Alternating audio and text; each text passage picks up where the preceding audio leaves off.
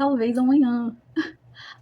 Então, Park Seo-joon finalmente dá as caras neste canal. E a todas as apaixonadas por este homem. Calma, vosso coração. E que... Gente, geralmente esse homem não faz nada que me pega. Ah, falei. Eu ia dar uma segurada, mas falei. Esse aqui eu parei e voltei 3 vezes. Mas você tá indicando? Ainda tô indicando que é uma pancada no estômago. Eu acho que talvez amanhã é um nome muito coerente, tá? Pra história, primeiramente. Porque esse povo aqui me fez esse casal e fica esperando que o amanhã seja mais tolerável, mais suportável. E outra coisa importantíssima. Esse daqui é melodrama com jeito de melodrama. Eu acho que eu indiquei 25-21, que eu sinto que é melodrama com jeito de melodrama. Talvez o mais melodrama com jeito de melodrama, assim, de casal, de história de amor. Porque eu falei sobre história médica, outros nichos, né? Morte eminente, vida e morte e tal. Só que aqui não, filha. Aqui é casal que se ama e que se perde um do outro. Isso por si só, sem vir banhado de mais nada, já é uma coisa difícil. Agora, junta nessa grande sopa um OST de melodrama. Aquela que fica sonorizando na sua cabeça por muito tempo. Que você tem, sim, total noção que vai ficar relembrando dela. Sempre em teor muito triste. Com episódios longos que parecem filmes de 3 horas. Densos. Com problemas extremamente densos. Eu confesso que eu não dropei ela. Eu parei e voltei. Quando eu tava me sentindo mais em paz pra voltar. Nenhum dos plots que são sensíveis, porque tem muitos plots sensíveis, me desconfiguram totalmente. A nossa prota ela tem problemas psicológicos sérios. Talvez isso seja a coisa que mais se aproxima de algo que seja um gatilho pra mim. Mas os outros problemas não são gatilhos propriamente ditos. Só que eu acho pesado a estrutura da história. Era uma história que eu, no início, vi o primeiro episódio e eu não quis ver o segundo episódio. Eu quis ver o segundo episódio 4 dias depois, porque eu tava folheando a Prime Video, que é da Prime Video, tá dublado inclusive, e eu lembrei. Mas nada te prepara pra, sei lá, pra mim, no terceiro e quarto episódio, onde a gente tem informações muito cruciais sobre a história, que eu acho não só cruciais, mas dolorosas, até o episódio 11 e 12, que aí é pra fuder com o coração. Dorameira, não tem teor de risadinha, porque aqui tem uma coisa muito densa sendo contada. E eu vou dar uma introdução à história, mas eu confesso que eu não quero dizer demais, sabe? Eu não quero falar muito. Aqui a gente tem 2 pessoas que se amaram. Se amaram. E a gente sabe que quando a gente ama grande e a vida passa por cima da gente, é tudo muito, muito complicado. Como eu falei, a gente tem uma menina que ela tem problemas psicológicos. E problemas esses que não foram dados o devido respeito, sabe? Uma mãe que a trata como alguém a ser tolerada e a vida correndo ao seu redor. Porque as pessoas a viam como uma pobre menina rica. Ao mesmo tempo, a gente tem que levar as coisas a... Ele era só um aniversário. Ele era pobre demais pra ela. Mas ele era completamente apaixonado. Eu acho que também a gente precisa frisar que ela o abandonou. Aqui a gente vai contar uma história de abandonos que cortaram e foram mais profundos do que ele podia lidar. Eu acho que 2 dos abandonos são os mais pesados ao meu ver. Mas um desses abandonos fez esse homem se tornar um alcoólatra. Eu acho que o vício não deve ser tratado como culpa de ninguém. É importante eu deixar isso bem claro. Só que aqui a gente tem a camada de dor que ele sentiu. Como vocês podem ver que eu ainda tô sentindo. Não foi pequena.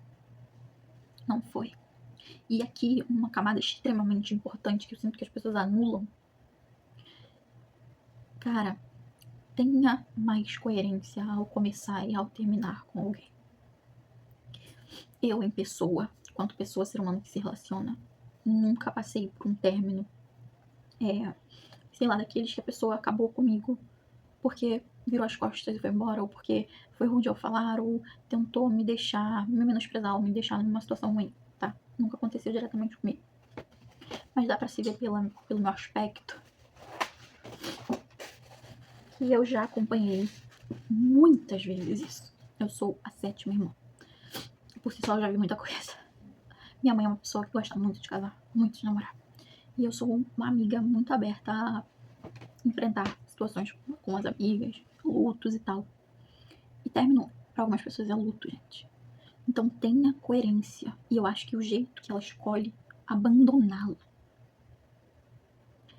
faz com que eu tenha um pano, um tapete, um lençol, uma lona de circo para passar para esse homem que guardou dela ódio.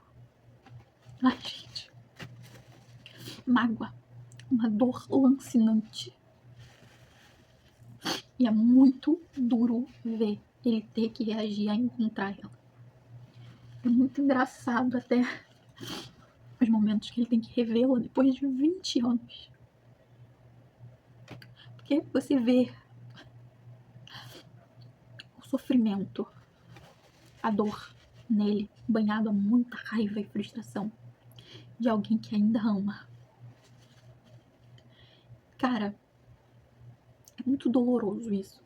Eu acho que aquela música Eu Nunca Te Beijei, mas eu sempre sonhei com esse amor. É muito presente aqui, sabe? A gente fica o tempo todo vendo que eles tiveram 5 minutos um do outro. Sabe? Que eles tiveram memórias de uma juventude. Que ela foi embora.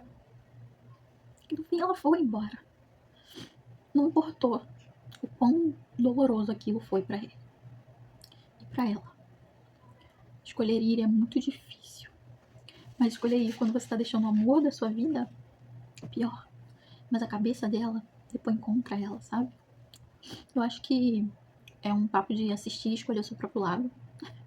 Cada um vai escolher o seu, eu tô tentando ser imparcial, mas dá pra ver que eu não sou tanto. Eu acho que é muito frustrante você ver que ela não fez 100% a mal, mas assim, é muito difícil entender que ela tenha feito a bem. Aqui a gente tem ela 20 anos depois. Ela casou. Ele não. Ele ficou e enfrentou uma doença, o alcoolismo. Ele buscou tratamento. E isso é uma das camadas que mais me foi importante, porque uma cena em específico, se não me engano, é do episódio 3, que a mãe dele entra em total desespero. Porque ela olha e vê ele. E ele tá sentado no banco de uma igreja, do lado de fora, esperando ela. Só que a mente dela a leva pra um lugar extremamente sombrio, onde ela viu naquele banco, alcoolizado. E a gente vê pela rede de apoio dele, a chefe, o quanto aquele problema que ele passou, obviamente uma doença, mexeu com tudo e com todos ao seu redor. E eu acho interessante porque a Coreia geralmente não faz isso. Não fala sobre coisas tão ruins, sabe? Eles retratarem o lado feio da doença. O dia em que ele volta bêbado e é carregado pela mãe e a mãe bate a mão e tem um problema. O dia que ele envergonha as pessoas e o jeito que ele ia bêbado trabalhar. Que droga, gente. Eu acho muito interessante dar luz a um local tão sombrio. E aí que a gente, tipo assim, acompanha a descoberta da nossa prota de que o abandono deixou ele assim. Também é um episódio, assim, é uma cena. Eu acho que essa atriz ela é muito boa. Eu não. Aqui a gente vai vendo que não é porque ela foi embora e casou que a vida dela é feliz, já que ela tá se divorciando por ter sido traída. Por outra situação muito séria que não dá pra falar. Não dá pra falar em rede social. Só que o cara decide que ele é o sol e ela tem que coexistir perto dele. Então, ele não aceita o término. E ela precisa não manchar a imagem da família dela, da empresa que ela precisa herdar e ela precisa fazer por onde herdar. E banhado a tanta coisa ruim, a gente ainda tem o fato da irmã dela estar morrendo. E da gente... Mari, você acabou com toda a história, contou todos os platos, amiga, eu não contei metade. Eu não contei metade. Todo mundo tem, pelo menos um conhecido, que virou outra pessoa depois de um término. E eu acho que é muito estranho, porque eu vi algumas pessoas dizendo, eu nunca vi uma história assim, eu nunca vi nem na vida, nem na teledramaturgia. Só que eu acho que vai ser dividido exatamente por isso. Entre pessoas que vão dizer, cara, eu conheço alguém que viveu exatamente isso. E pessoas que vão, cara, eu nunca conheço ninguém que viu isso. Mas você vai sentir do mesmo jeito, porque é aquele tipo de dorama que ou você acaba ele, ou ele acaba com você. Eu acho que os 2 últimos episódios, eles são muito pesados, eles são muito densos. Eles são até um pouco desnecessários em questão de dor para algumas pessoas, mas eu acho que aqui foi a ideia que a Coreia teve de dizer coisas ruins acontecem do alto escalão ao mais inferior deles. Doenças, vida, morte, vícios, problemas, amores e desamores. Talvez esse, em questão de amorosa, tá? Em questão amorosa, eu vou frisar aqui, seja um dos mais pesados. Porque todas as estruturas de términos e é muito desgastante. Tá com ele, ver ela escolher sair, ver ele amar, ver ele sofrer, ver ele sentir. O pouco que a gente tem do casal sendo cenas amorosas que te encaminham para lembranças dolorosas é muito difícil. Muito difícil. Só que a gente fica o tempo todo tentando entender que ela teve que escolher partir. Escolher partir quando se ama também não é uma tarefa fácil. Então eu acho que é uma série que não é confortável. É uma série que não é intragável, mas que se você tá passando por um momento difícil, eu não indicaria. Ela tem seus muitos gatilhos, muitos gatilhos. Mas eu acho que é uma série formadora de caráter, sabe? Talvez você não esteja no momento pra ver um casal se separando e voltando. Eu prometo que eu pesei o clima demais em fevereiro. Em março eu vou trazer casais bem fofinhos. Até os indicando que eu não chorei. São histórias que ainda me doem. Eu tinha, gente, mais 7 doramas pra indicar. Só que ainda tem doramas que eu ainda estou digerindo. E eu acho que esse é o caso dele. Talvez amanhã não é pra você sorrir. Não é confortável. Ele é... Todos os momentos que ele mostra quanta raiva ele tem dela. Se fosse qualquer outro homem de uma história real ou fictícia, eu não passaria por... Eu teria raiva dele. Mas quando você vê a dor desse homem, você sente tanta pena dele. Você se sente tão usado quanto ele. Eu hoje tô descabelada, tô triste. Eu acho que é uma história que eu não quero revisitar, eu não quero reassistir. Eu vivi e sofri. Eu acho que eles pegaram uma puta atriz, um puta ator. Eles são um quinteto, um grupo de amigos. E é uma delícia de ver a interação deles, mesmo tantos anos depois. Ver que eles estavam lá e viram todas as camadas. Cada um meio que com suas preferências, mas ninguém passa pano pra o que se causa dor. No fundo, você vai ter grandes lições ao assistir, talvez amanhã. Grandes frustrações. Mas faz parte. Eu acho que é a indicação mais ambígua que eu fiz, né? Eu tô falando parecendo que não é pra ver. Mas é que ele me causa muitos frisson. É uma história que eu nunca vivi um relacionamento assim, tá? Antes que cause curiosidade. Mas eu vi muita coisa nessa vida. Muita coisa. Então eu acho que eu achei muito sensível por isso. Eu acho que também essa história me fez ter curiosidade pra ver mais sobre Park Seo-joon, coisa que nunca tinha rolado. Eu realmente nunca tive muita vontade de ver produções com ele, até ver, talvez amanhã. Espero que vocês gostem da indicação, chorem e vão assistir com um papel higiênico e uma garrafa d'água.